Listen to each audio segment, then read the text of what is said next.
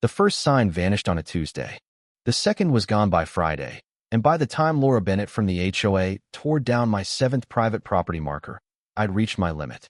"You can't stop progress, Mr. Harper," she sneered, tossing my grandfather's handcrafted sign into the back of her sleek luxury SUV. After $112,000 in outrageous fines and threats to annex my century-old farmland, I put up sign number 8. This one rigged with 12 volts of American justice coursing through its metal frame.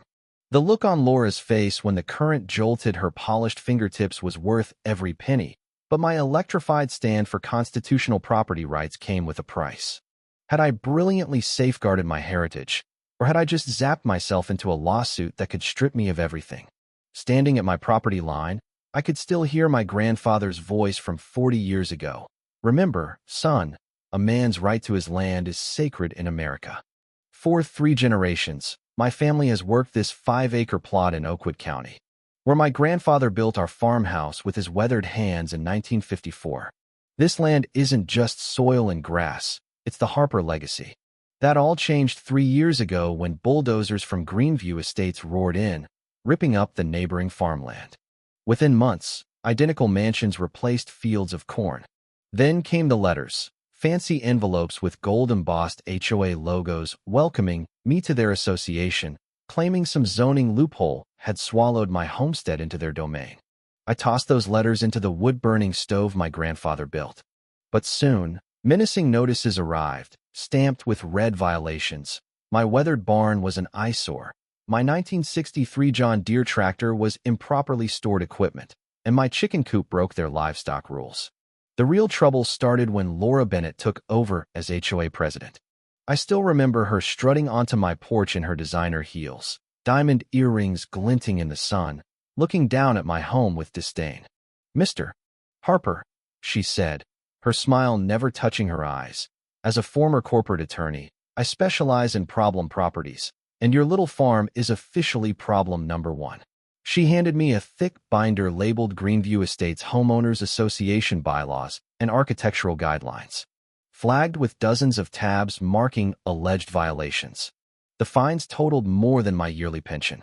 "This property has historical significance," I argued, showing her the framed certificate from the County Historical Society hanging by my door. "It's exempt from incorporation into new developments." Laura's laugh cut like glass.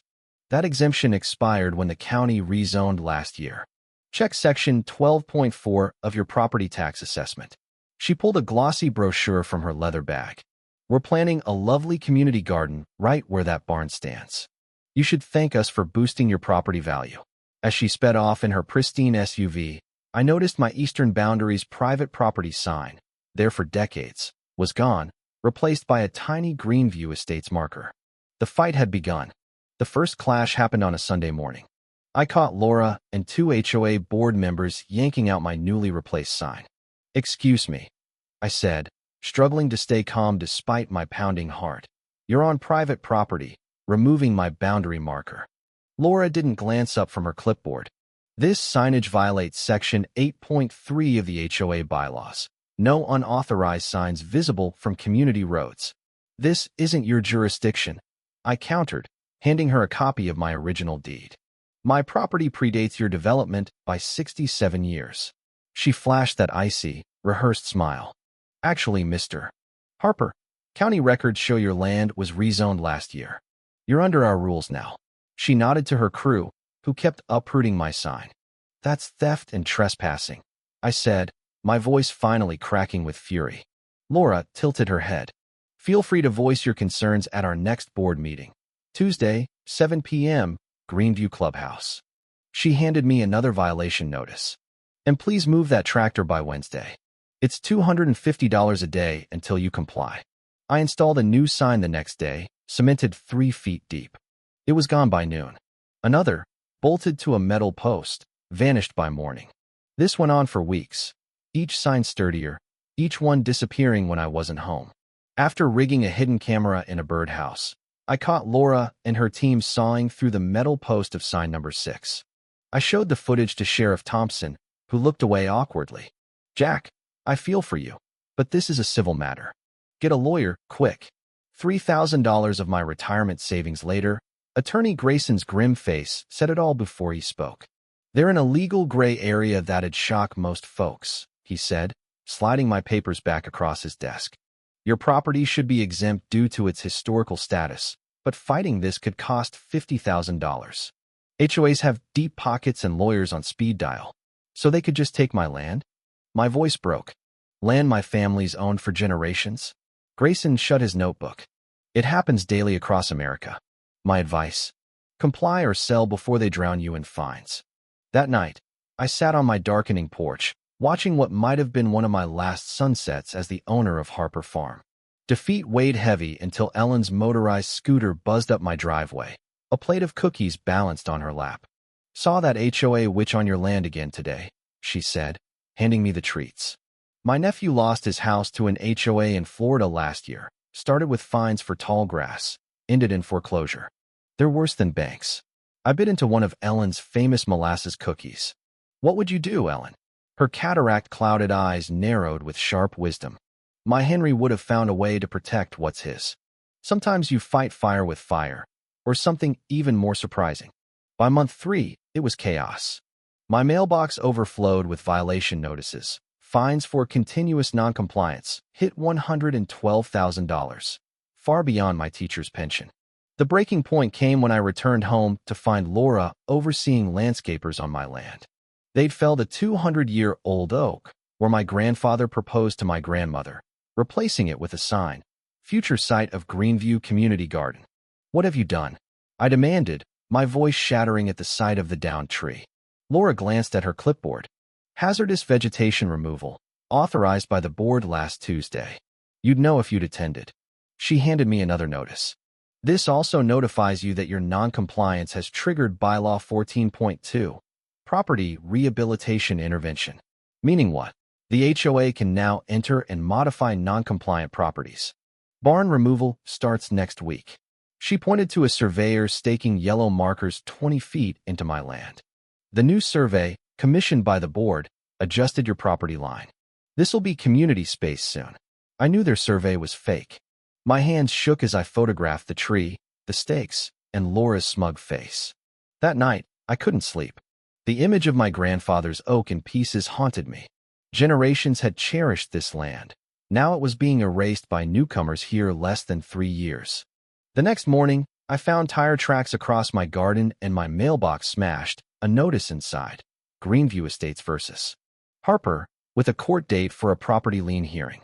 They weren't just bullying me with fines. They aimed to steal my land legally. I tried the county records office, armed with my deed, historical papers, and family photos proving ownership since the 1950s. The clerk sympathized but was powerless. "There was a rezoning last year affecting historical properties," she said, showing me documents signed by unknown commissioners. "Public hearings were in the County Gazette." "The Gazette shut down 5 years ago," I said, incredulous. She blushed. "They used a replacement publication. Technically, it met notification rules." I left with copies, my thoughts darkening. The system meant to protect us was a weapon against me, and legal options were fading. That evening, Ellen rolled by as I hammered in my 7th sign. This one steel-reinforced and concreted. "Won't work," she said bluntly. "That woman had 3 men remove the last one with power tools in 5 minutes." "I have to try something," I replied, wiping sweat. Ellen leaned in, whispering. Henry was an electrical engineer, 42 years at the power company. She handed me a worn notebook. "Page 63 might interest you." That night, I found it: Perimeter Security Systems, Non-Lethal Deterrence. Henry's circuits protected rural properties from predators, animal and human. With my 30 years teaching physics, I grasped every diagram, and a plan took shape. At my grandfather's oak table, surrounded by useless legal papers and mounting fines, I studied Henry's notebook under my father's old lamp. One design stood out: a metal contact circuit delivering a safe but startling jolt, like livestock fencing, triggered only by specific actions. The next morning, I visited my friend Mike at Harper Hardware. "Jack, you look like a man on a mission," he said, abandoning a fertilizer chat with Mrs. Larson. After she left, I leaned in. "I need something special to protect what's mine." I showed him Henry's sketches, explaining my need for a safe jolt to deter sign tamperers. Mike's eyes gleamed. His family lost land to Greenview's tricks last year. Like a cattle fence, he grinned. Exactly, but portable, focused on the sign. He fetched a 12-volt battery, wiring, and a pulse generator from the back. On the house, he said as I reached for my wallet. Consider it community service. Those HOA vultures fined me for my store sign last month. By sunset, I'd built a masterpiece in my barn. A large private property, no trespassing sign, metal with a wooden frame, hiding a surprise. The metal conducted the charge, though it stayed safe. Inside the post, I hid the battery and wiring, activating only if someone tried to yank the sign free. Touching it normally did nothing, safety first. I tested it myself. A tug triggered a shock that made me yelp, like a winter doorknob zap, memorable but harmless. That night, I installed it, concealing wires, aiming my birdhouse camera, and adding a second in a tree hollow. Standing by my sign in the dark, I whispered, "Grandpa, I hope I'm honoring your land." A breeze rustled the oaks, bringing odd peace. Tomorrow would come, but I was ready. Monday morning, I left for groceries at 10 a.m., Laura's usual sign removal time, parking nearby with my phone set for camera alerts. At 10:34, her white Greenview SUV pulled up. Laura stepped out in a navy blazer, two hesitant landscapers trailing with tools. "This area needs clearing now," she barked, waving her clipboard. "The community garden groundbreaking Saturday, and that hideous sign goes first. Luxury Living magazine's photographer arrives Thursday." One worker eyed my sign warily. "Ma'am, it says private property, no trespassing, violators prosecuted." "It's serious. It's HOA land now," Laura snapped, flashing a survey. "This is common area." Another worker squinted. "Didn't we remove 6 signs here already? Maybe we should check. Are you questioning me?" Laura's voice turned cold. "Your contract's up next month." I'd hate to suggest termination over a simple task. The men swapped uneasy looks. "With respect, ma'am, we're not comfortable removing this," the older one said. Laura's face reddened. "Fine, I'll do it myself." She thrust her clipboard at a worker and marched to my sign, heels sinking into the dirt. She ran her hand over it dismissively. "Amateur craftsmanship," she scoffed, gripping the metal edge to wrench it free. That's when it happened. As she yanked, the circuit closed with a spark. Her body jolted back, eyes wide, mouth agape, clipboard flying. "What in?" she gasped, composure gone. "He electrified it." "The sign's electrified." Her voice rose, drawing the workers' stares. One burst into laughter, masking it as a cough. The other gawked as the sign sparked faintly. "This is assault," Laura shrieked, trembling, pointing with a shaking hand. "Call the sheriff. I want him arrested." The workers backed off. "Ma'am, we're landscapers, not electricians. We don't get paid enough for booby-trapped signs." "Cowards. You're fired." Laura fumbled her phone, nearly dropping it as her fingers twitched. "This means war, Harper," she yelled at my empty house. Unaware, I watched from down the road. Neighbors filmed her meltdown, a woman with a dog, a man gardening, capturing every second. By the time I got home, my phone buzzed nonstop. 7 voicemails, 23 texts from strangers. Laura had called the sheriff, the county commissioner, her lawyer, and a news station, claiming assault. But something else brewed. My cameras caught Greenview residents snapping selfies by my sign, flashing thumbs-ups. At 2:30 p.m., my doorbell rang. Emily Carter, my across-the-street neighbor, stood breathless. That video of Laura getting shocked, it's all over the Greenview community page. 78 comments already. She showed me footage of Laura's dramatic flail, threats included. Comments cheered. "Finally, someone stood up, and best thing in 3 years here." "Laura's terrorized us all," Emily whispered. "She fined my husband $500 for backyard tomatoes." The Nelsons nearly lost their house over a basketball hoop. You're not alone anymore. Next morning, Sheriff Daniels, my old physics student, rolled up. Over coffee, he tugged his collar. "Mrs. Bennett's pressing assault charges with a dangerous device. Wants you arrested." I opened my laptop. "Watch this first." The footage showed Laura trespassing, ordering my sign's removal, then triggering the shock. And this dangerous device? I let him outside, touching the sign safely. "Harmless unless you try to rip it out." Same as livestock fencing countywide. Daniels grinned. Reminds me of your Van de Graaff demo that zapped Principal Olson's to pay off. She was trespassing. I'll talk to her. That chat must have stung. 3 hours later, Laura's SUV screeched up, her screaming threats from inside. This isn't over. I know county officials you've never heard of. 5 neighbors filmed her tirade. By dusk, my phone rang off the hook. Did you electrify your sign to stop Laura? One asked, gleeful. My $500 fine for an unapproved mailbox color just vanished. Next day brought a letter from the HOA's attorney admitting a misunderstanding about my boundaries and a petition with 142 signatures, nearly every Greenview home, demanding Laura's ouster as president. Robert Ellis, a retired judge new to Greenview, retrieved it. Your electric sign sparked a revolution. Laura's ruled like a tyrant for years. I just protected what's mine, I said. He nodded. Sometimes one stand is all it takes. Votes Friday. Will you come? I agreed.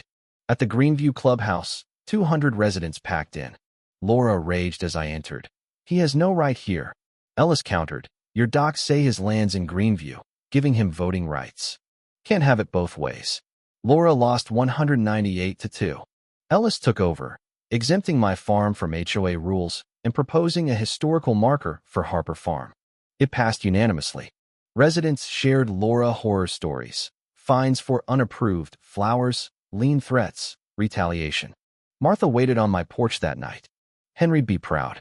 His circuit got some use. Couldn't have done it without his notebook, I said.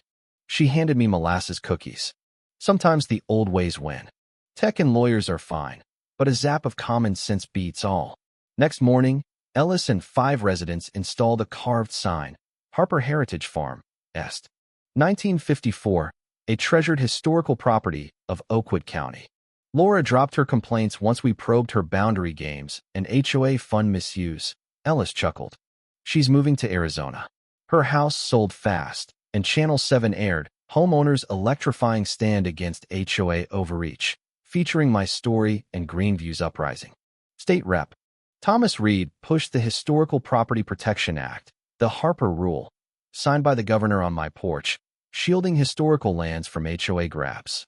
My farm became a landmark, and Greenview kids now visit weekly for Farmer Jack's Academy, learning to milk goats and plant crops. 3 years later, the Harper Rule protects properties in 17 states. A developer offered triple my farm's value. Ironic, since Laura's bullying made it priceless. I declined. Watching kids race across my fields, I know one stand against an overbearing HOA rippled nationwide. It started with a sign and a shock, proving in America, private property still carries weight, 1 volt at a time.